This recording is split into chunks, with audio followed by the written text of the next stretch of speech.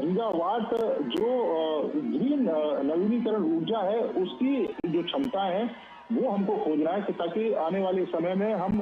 प्रदूषण मुक्त जो ईंधन है उसका हम प्रयोग कर सकें। और आप देखें कि बड़े पैमाने पर आपने दिल्ली जैसे शहरों को देखा है कि किस तरीके से जब एक चैम्बर में तब्दील हो जाता है वो पूरा शहर, और उसमें एक बड़ी भूमिका भी रहती है जो खासतौर से कार्बन डाइऑक्साइड जो गैसें हैं उनकी भी एक बड़ी भूमिका रहती है। और आप देखें कि जब हाइड्रोजन से आप ईंधन का प्रयोग करेंगे तो हाइड्रोजन जब जलेगा तो उससे एनर्जी पैदा होगी और सिर्फ पानी पैदा होगा। और यही कारण है कि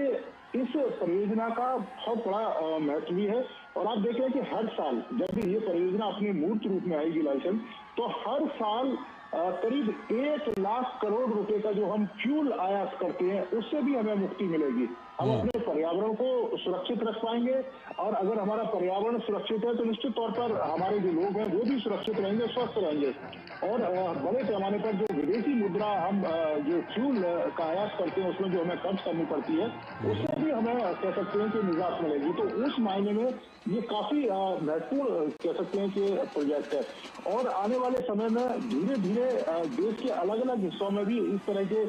जो प्रोजेक्ट हैं वो लगाए जाने हैं, ताकि जो हमने 2030 तक जो लक्ष्य रखा हुआ है 500 गीगावाट का, उस लक्ष्य को प्राप्त भी करना है। और दूसरी बात, जब प्रधानमंत्री 2047 में विकसित भारत की बात करते हैं तो लाइसेंस विकसित भारत का संकल्प तभी पूरा हो सकता है कि जब हम आज विकसित भारत जो विकसित देश है उनकी तरह हम तेजी के साथ आगे बढ़ सकें, उनकी तरह हम तेजी के साथ तरक्की कर सकें। और वो तरक्की आपको हर क्षेत्र में करनी पड़ेगी, हर राज्य को करनी पड़ेगी, चाहे वो स्वास्थ्य सुविधाओं को बेहतर करने की बात हो, लोगों को बेहतर इंफ्रास्ट्रक्चर देने की बात हो, बेहतर कनेक्टिविटी की बात हो, बेहतर जो तमाम जो सुविधाएं हैं वो देने की बात हो। तो उसी दिशा में आप देखें कि लगातार प्रधानमंत्री प्रयास कर रहे हैं, और इसी प्रयासों का ये नतीजा है कि आने वाले समय में हम कह सकते हैं कि हमको ग्रीन एनर्जी के रूप में भी जो ईंधन है वो मिलेगा, ताकि हमारा स्वास्थ्य भी ठीक रहेगा और हमारे जो वातावरण है वो भी सुरक्षित रहेगा। लालचंद, बिल्कुल, ये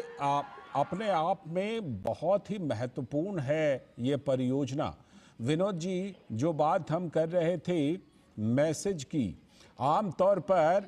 जब केंद्र के साथ साथ किसी राज्य में भारतीय जनता पार्टी की सरकार होती है तो उसको डबल इंजन की सरकार कहते हैं और उसके तमाम फायदे हैं। ये वाला डबल इंजन तो कुछ और भी खास है, जो आंध्र प्रदेश में डबल इंजन की सरकार है, और इसीलिए प्रधानमंत्री का ये दौरा भी बहुत खास और परियोजनाएं भी बहुत खास। लाल जी, ये डबल इंजन की सरकार देश को बहुत आगे ले जाने की योजना लेके आया है। ये डबल इंजन की सरकार को जब आप देखते हैं तो आप कल्पना कीजिए उस दौर में, जो मुझे शायद याद है कि पेरिस का वो ये एग्रीमेंट है पूरे दुनिया में यूनाइटेड नेशन की तरफ से, जो कार्बन उत्सर्जन की जो ये विकराल समस्या दुनिया के सामने में है उसको कम कैसे किया जाए। और उसमें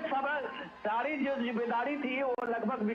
विकासशील देशों पे ही थोप दी गई थी। भारत भी उसमें से एक था, और लगातार भारत अपने तरफ से सफाई देते हुए नहीं थकता था कि भाई हम कैसे करें, हम तो गरीब देश है, हम किस तरह से इसको कम कर सकते हैं। लेकिन इस दौर में आप देखिए कि आज आपके देश में ग्रीन हाइड्रोजन की कारें चल रही है। ये एक अल्टरनेट है जीरो पॉल्यूशन का। ये अलग बात है कि ये इसकी कीमत थोड़ी सी ज्यादा है, और इस तरह की प्रोजेक्ट की जब आप सोचेंगे, और जैसे धीरज बता रहे थे कि अगर इतने गीगावाट के जब से हाइड्रोजन का वहां पे ये 500 गीगावाट के ये ऊर्जा का वहां क्षमता बनेगा और उसके बाद उसका सप्लाई शुरू होगा, तो